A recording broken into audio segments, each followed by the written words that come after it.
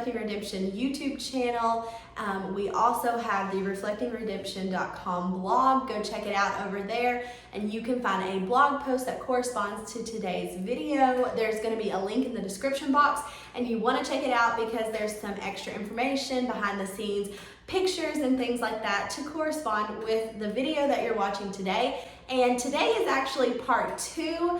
We made a video a little while back about the scope of our project and just talking about all the things that we have to do on our home that we've just purchased, all of the renovations that we're looking forward to completing. But today we wanted to share the second part of that, which is all about our renovation loan and how that worked. We thought this would be interesting to share because people watch HGTV and things like that all the time. We've all seen the shows where somebody takes this really cruddy house and they flip it, and you're like, okay, that's great, but how did you pay for that? Right. Because are you just paying cash out of pocket? Or, how is that working? And for years when we looked at homes, we thought, that would be great, but we would need to renovate it. Could we get a renovation loan? And people are like, I don't think it actually works that way in real life. I remember talking to several people and they're like, no, I don't think that's how that works. So we went to the bank and we talked to, of course, we live in Virginia. We talked to our local bank, so I can't speak for anything but the experience we've had. Locality, right? Right. So, but this is our personal experience with taking out a renovation loan. So we'll be the first people to say that yes, we have a mortgage. Of course. It's a totally typical thing to have. We're not sitting on a pile of money somewhere that we just paid cash for the house. We don't have a money tree in the backyard. That would be fantastic. But what we did was we went to the bank and we asked them, how does this work? Because the property was not livable that we were getting ready to purchase. This home was not livable. So we went to talk to them about what it would take to renovate the home before we moved into it, and then also receive the money from the bank to complete the renovations, and then have one final loan for that amount at the end. So we're going to kind of explain to you how that process came about and how it all worked for us. Yep. And obviously we are a normal couple. It's not like we have Middle some America, job baby. It's not like we're sitting on a job that just pays us. He's an accountant. Amount. Yeah. I'm a stay-at-home middle mom. class, And people. I clean our church, so you're an accountant and I'm a custodian and stay-at-home mom. Right. And that's what we do. It's pretty basic, we're blessed. God's always provided for our needs.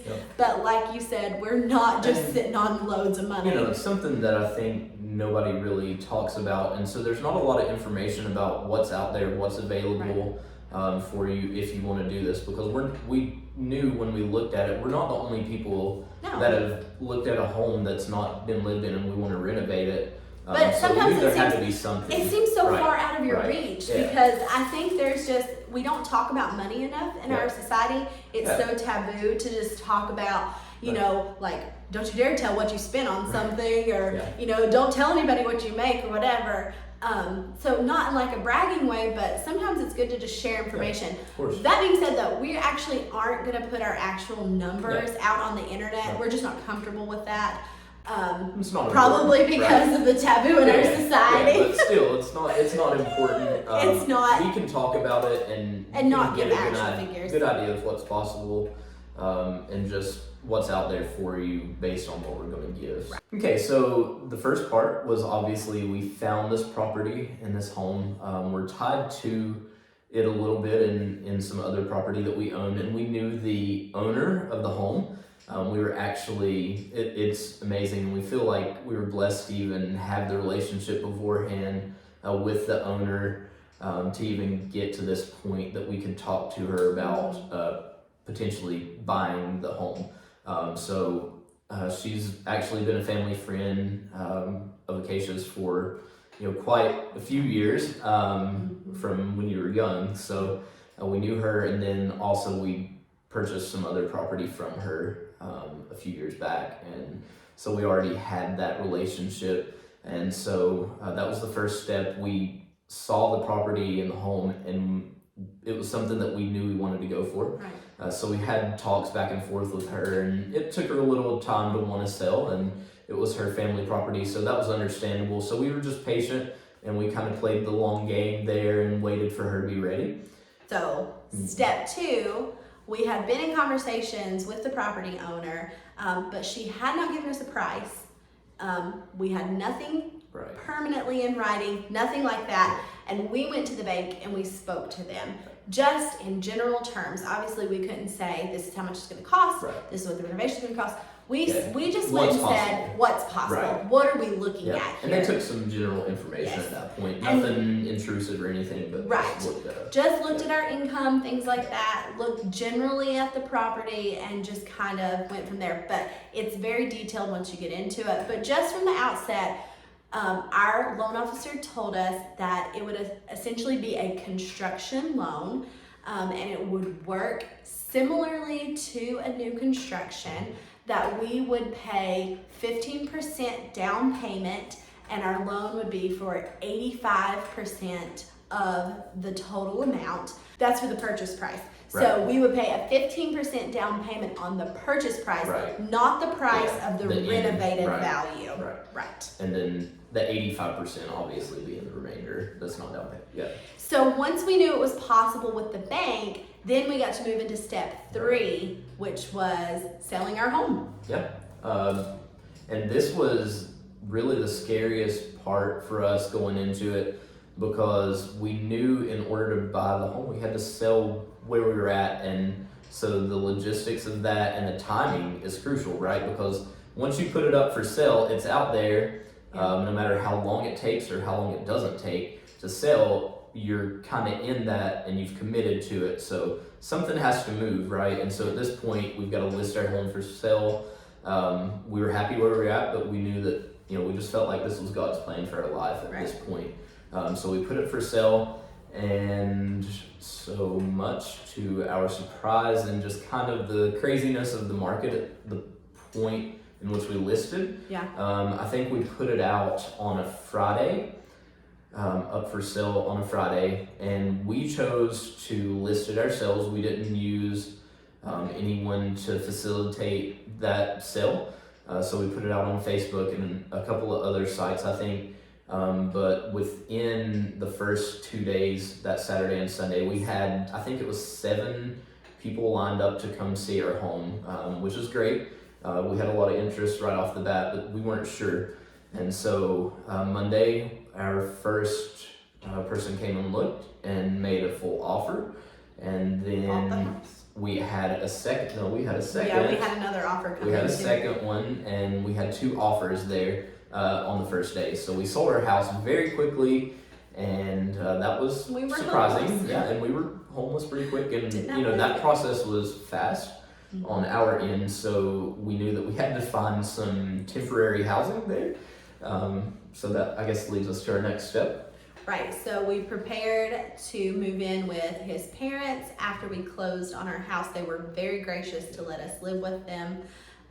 Also, we got the property owner of the home we were buying, the home that we're renovating, to sign an intent to sell. She wasn't ready to give us a full contract, because that comes with you have a month until you close or whatever, and she needed more time to get the things out of the house, which we totally understood. We just needed commitment, and so she signed an intent to sell, and she priced the property to us. So at this point, we were able to move forward. We had real numbers to work with, which was huge. We had to have that. And I think that intent to sell letter was an official document. It was something that was put together from maybe her realtor.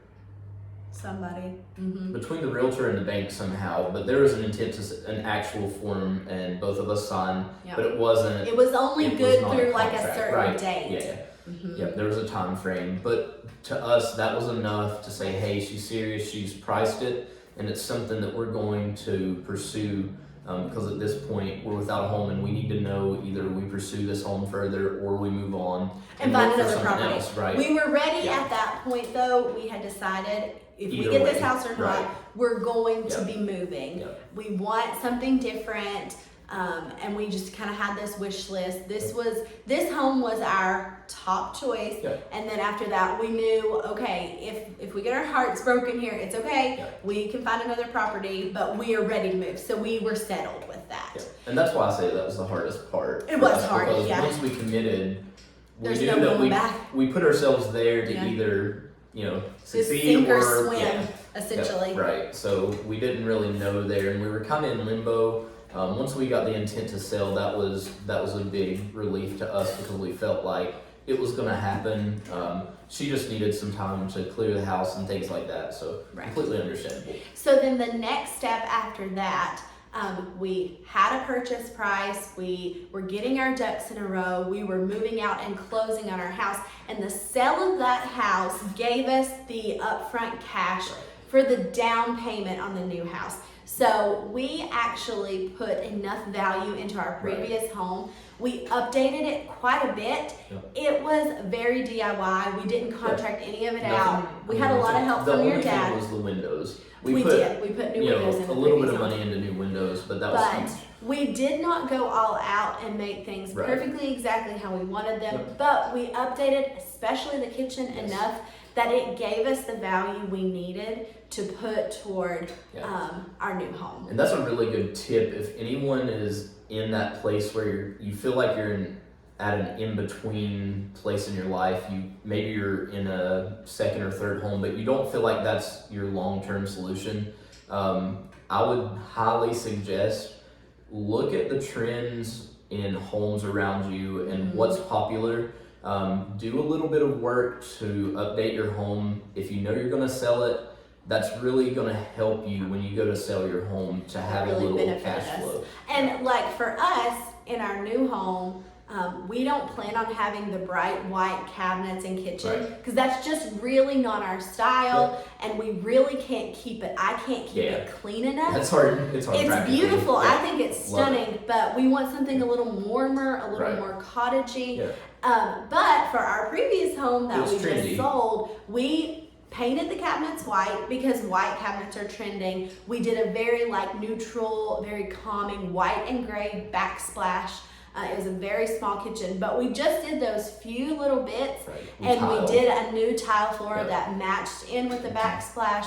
It wasn't HGTV worthy, but it was enough But it was nice. that Yeah. it was eye-catching, Right. and it looked so much better than Yeah, the kitchen did That was before. good. And it was functional. Right. Yeah. So even if the trends aren't your style, if you know you're not staying there, it's kind of worth it Right. to do It something is. not trendy as in weird, but something that's popular, like a farmhouse style or whatever. It does maybe not super your taste, super specific to you and your taste, maybe a little more generalized.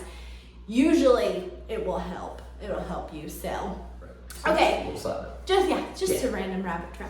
So then after that, when we had the price and things and we figured out our down payment, we had to move into an actual contract with the owner, which took a while. We signed a contract to sell on October the 10th of this year. And that gave us right around 2 months until we closed. So as soon as that document was signed and we were officially under a contract, we kind of knew there was no really getting out of this thing. We were much more settled. So the next step was to get our contractor out here and to get an estimate from him to take to the bank. Without that, we couldn't move forward. We had to have our contractor's name on the loan as our primary contractor, and he had to be The he had to sign overseer off of on the it. project, right? Mhm. He's gonna come out and be the Right. primary contractor, even though we're doing A lot of some it work. still. He kind of takes that commitment on Right. as his company. And we had to know the scope of what is this Right. going to cost. We also had to have our cabinets measured and a projection there, a projection for our hopeful granite countertops, Yeah. things like that. We had to have all those numbers laid out and a final figure to take to the bank. Yeah. And the biggest thing here is to overestimate as much as possible, because you are going to probably spend more than what you Right. take. And We haven't done it yet, but we have been told that you're probably going to spend more Right. than You what hear you all the think you're going to nightmares, spend. right? Yeah. And plan for at least $10,000 more than what you think you're going Right. to spend. So we Yep. tried to round up. We Yep. tried to build in as Yeah. much comfort room as possible. Right. And when you're looking at that stuff, do your due diligence, because every little detail that you can think of and plan for in your renovation loan is super important. I mean, just price out things, even if you don't think you want, a nicer stand. I mean, just whatever you can think of. Make sure Really that think it you through. are conservative on your numbers, because at the end, if you spend less, that's great, but you don't want to spend more. Right. So that's super important. And then another thing that I think is important, and this is something that I think is just important to me because I'm an accountant and I work in spreadsheets all the time. But when we started listing out all of our steps that we needed to take, we listed out our projected costs. And so we actually ended up printing that off and giving that to the appraiser when he came. And so I think the lesson there is just making his life as easy as possible. And he kind of takes you seriously, right. too. Yeah. Mm-hmm. It's something like when he pulls up, he knows that you've taken it serious, you've planned for it, you have a real vision, and it lists out every step, right? So it helps him see that vision, and honestly, it just kind of makes it relatable because he's a professional, and he doesn't want to walk in and deal with somebody who's just thought of this overnight and it's just winging it. I think I'll fix this house today. No, you have to really kind of have your ideas, your ducks in a row, your thoughts wrapped around it, and talk to as many people as you can that have done this process, because we're brand new to this whole concept. Everything's new to us right now, and so we're really taken from those who have walked before us. And especially if nobody's done a renovation loan, but just a new build in general, and kind of the information that we know that they already know. And at that point, we had to have an appraisal of the property. Right. And so this was probably the most important appraisal, honestly, because what you're doing is all a vision, right? So we came up with this vision, and we just did the video about the things that we want to do to the home. And but you we have to sell it to the bank, right? Because they're going to come out and they want to look at it, and they're looking at this home that is, pretty outdated. It's overgrown. Nobody's lived here. And so they're looking at it, and you're trying to pitch to them your idea, and they're going to say either, yes, that makes sense. I think at the end of it, what they want to do is sufficient for the bank, and we don't feel like it's such a liability that we don't want to commit to it. Right. Or they're going to say, it just doesn't make sense, right? We can't see it. Right. And so that's nerve-wracking, because how do you get someone to see what you're seeing? To take the bait. Like, it's really right. going to work Because, out. At times we probably have those rose-colored glasses on, right? Because we love the property and what we see, but, this person has done this 100 times. Right. In the last month. And so they're just coming out, and it's another day for them, and they're looking at another house, and you just have to sell them. So essentially, the property didn't even appraise for what we paid the owner for it. It was a lot less than what she asked for it. So we had to pay above what it actually was worth. Right. So that kind of cut us a little bit.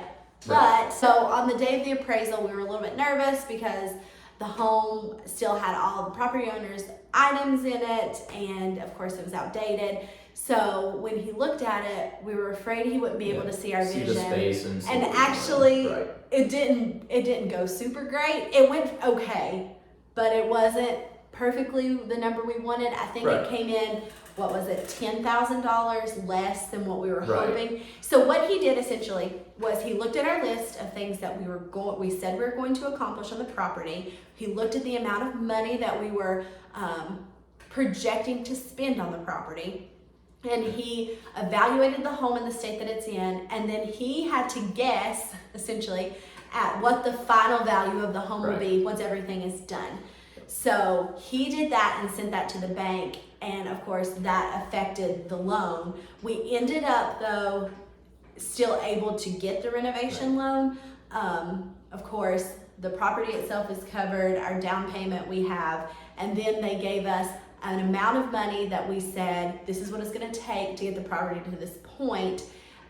We ended up having to take 89% of the appraised value instead of, the bank refers you to be at 80% of appraised value. So whatever your final appraisal is, say it's $250,000. If your final appraised number is $250,000, the bank doesn't want to give you more than 80% of that. Right. Does that make sense on a renovation loan? So that's what we were looking at. We ended up having to do 89%. Which is a bit of a leap again. That's a bit of a risk, right? Yeah, for sure.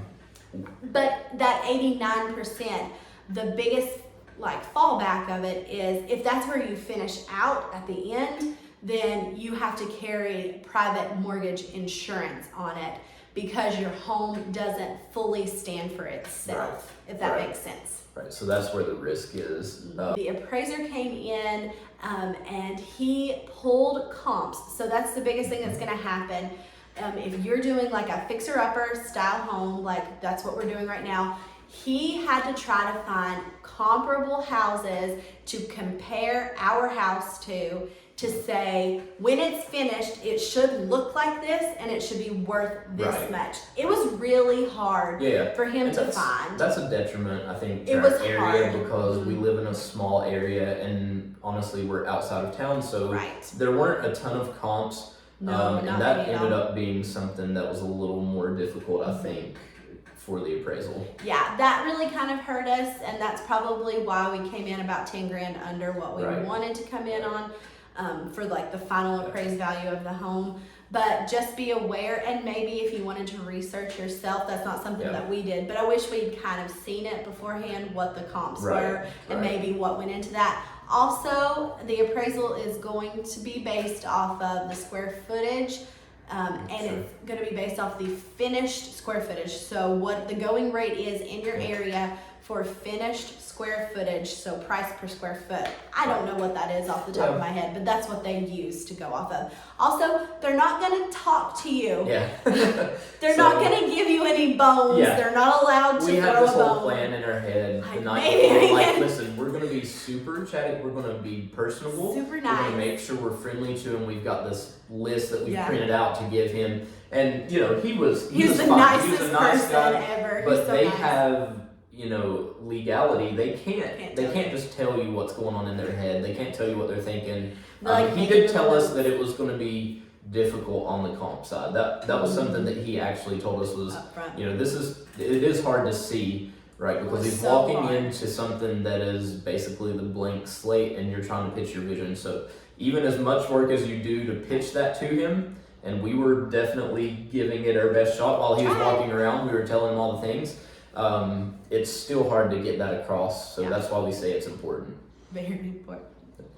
Okay, so at this point, we have a purchase price on the property, a contractor estimate on the renovations, which brings us to a total estimate of the loan that we'll need to complete the project and own the home. And then we have the appraised value that has been assessed after all the renovations have been completed. So at this point, it is time to close on the home. With a renovation loan, you have two closings. So the first closing is the initial closing where they give you the loan for the purchase of the home, and then they also designate the funds that you can access for the renovation. So however much money that you will need to complete your renovations, it will be tucked into a fund that you can access at this point. So you'll go to a lawyer's office, sign all of the papers, the current homeowner will come, and that will be the point where you get the keys to the property and things like that. The homeowner that we had worked with, of course we were close with, we were helping her move some of her items out of the home before we closed to just try to help her along and be there for her.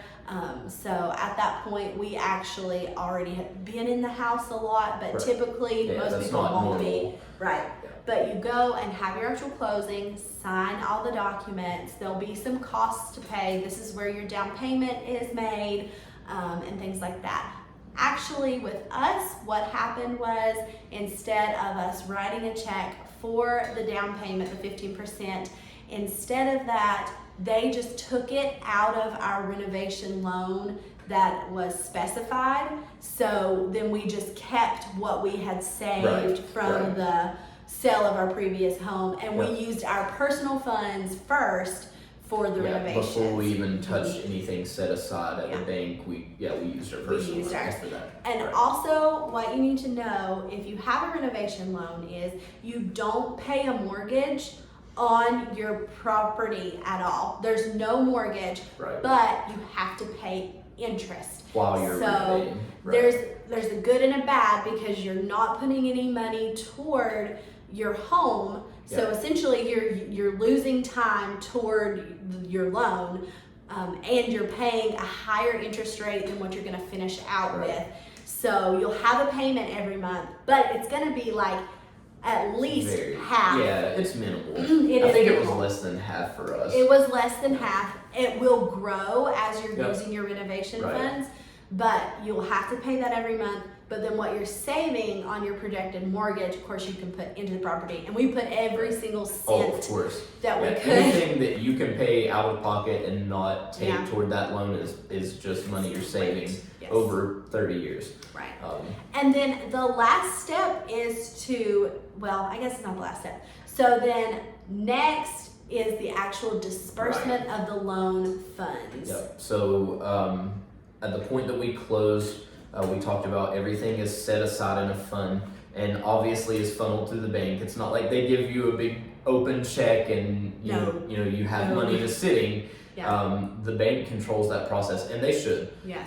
So you want to make sure that you're really keeping track of your expenses and what you had projected on your loan that you submitted to the bank and what you're actually spending, because as we go and spend the money, we turn in those receipts, things like that, to the bank, and they will release that money toward that payment. They'll actually pay that, is basically how that works. So they're keeping watch of it, and you really need to be keeping watch of it too, because what you don't want is to get out of line really quickly and overspend from what you projected. Right. That's a big step. So as we're just getting started in this project, we still have the funds, of course, that we didn't have to actually give for the down payment. So we're accessing our personal funds and paying all of our bills.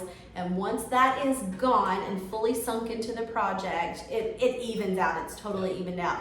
Then I will start working with our loan department at our local bank, and our loan officer will actually deposit to us what we need to pay our contractors and our different places that we're buying materials from. I will send those bills and then pay those bills with those funds. And then once those funds are gone, they are gone. You cannot get more money. You cannot fold more in. It's a very long process to rewrite. We've been told that. Once it's gone, it is done. And that's why I said it's important to keep track of everything. That's the accountant in me, but you can take out another personal loan from the bank, but your interest is going to be high, and your payment is going to be high, and it's going to have like a 5-year payment instead of a 30-year mortgage. You don't want to do that. So, I mean, maybe you do, but it's not something that we're interested in doing.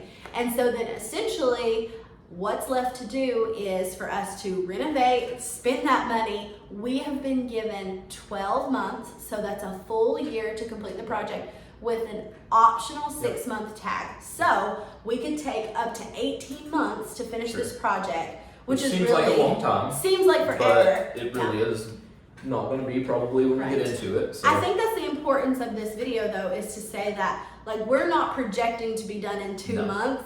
And I mean, it sounds amazing. HGTV finishes in a week. That's not reality. No, especially not for just And normal we're doing people. some of the work. It's going to take longer, which we're fine with. And luckily, the bank has that option that we can take up to 18 months if we need to. And that's why we thought this video would be interesting to talk about how two normal people in real life, a normal couple, buys a renovation property and actually renovates it. It actually, if you had a contractor that was exclusively your contractor, that's great, but you're gonna have to pay big Right. amounts to get A somebody lot. to just, Yep. because To if you just focus think, on you. if a contractor Right. just focuses on us for Yeah, 4 that's months. the only money that they're making for that whole time. Right. That's not How are feasible. other people Right. going to feel? They're going to Yeah. be annoyed. Well, Yeah. you can't get them, so Right. we're just going to It's move on not to something something else. that's feasible. So they have to work here a little bit, go somewhere else, work, here, Yep. here, and then move on. So it's not like we have a dream team for 2 months or 3 Right. months that's To just going blitz to it and knock let's it out. just finish it out. No, that's not reality. It's a so. long haul. It's Yep. a long process. We're going to be living with his mom and dad through the majority of it until the space is fully livable. We'll see when that is. Right. But we just wanted to share with you where we're at. And then at the end of it all, the very last step, when the project is done, We will. that's crazy to think Yep. about right now, but when it's completely done, we will have another appraisal, a final appraisal, where the appraiser will come in and make sure we've done everything we said we were Right. going Just to checking do. up on our plan. Yeah. Right. Check on us and make sure everything's up to speed, up to par. He will look through the property again, take all the pictures again, check everything out, and then he will write his report to the bank and let the bank know if we made it or not. Right. And we're hoping that in the end, he will see even more of the Right. value and that the property itself that it'll speak, the renovations will speak for themselves, Right. and that we won't have that private mortgage insurance, and that will be under 80% appraised value. That's the goal. So we'll that's our see. leap of faith, and Yes. probably most of our family thinks we're crazy at this point, Yeah, but we're just probably. hoping that It's okay. in the end they see our vision Yeah. for what this property can be, because Just we the love potential it. We in it. think that the potential is endless here. Yeah, so we're really we're excited to share it. So yeah, we will keep you updated on the journey as it goes along. Make sure you subscribe and check out all of our other videos. We're going to be sharing a lot of the demo and different things that we get up to as we're renovating. And then of course, as time goes on, you will see how it all ended up, where our final appraised value ended. If you are interested on maybe some more concise wording on how renovation loans work, that is what today's blog post is going to be about. So if you'll check the description box, you will find a link to the blog where we talk about all things renovation loan, and we put it into very concise steps on how it worked for us and how it might be able to work for you too. But please remember, it could vary bank to bank, state to state, family to family. So there's lots of variables, but this is just how it happened for us. Anyway, all that said, thank you so much for watching. Don't forget to subscribe to our channel. Check us out on social media. We have a Facebook page and an Instagram. You just look us up at Reflecting Redemption.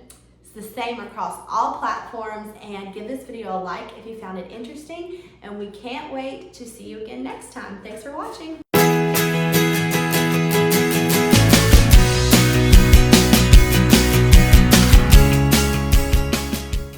So, don't laugh. Okay.